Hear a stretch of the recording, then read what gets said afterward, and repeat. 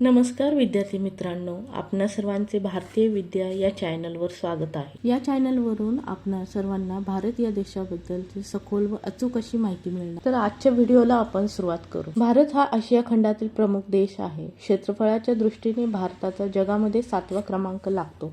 तसेच लोकसंख्येच्या बाबतीत जगामध्ये भारत देश दुसऱ्या क्रमांकावर आहे। अनेक भाषा, अनेक प्रांत, अनेक रीतिरिवाज आहे, परंतु या विविधतेतही एकता आहे। भारताचा राष्ट्रीय ध्वज तिरंगा हा आहे। तसेच भारताची राजधानी नवी दिल्ली आहे। सर्वात मोठे शहर मुंबई हे आहे।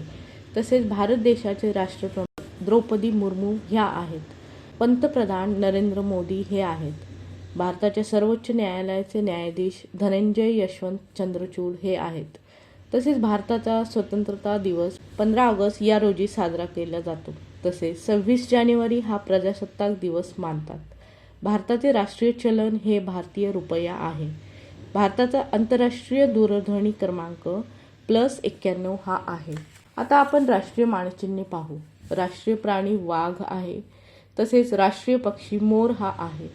राष्ट्रीय वृक्ष वड आहे। राष्ट्रीय फूल कमळ आहे। राष्ट्रीय जलचर प्राणी गंगा डॉल्फिन हा आहे।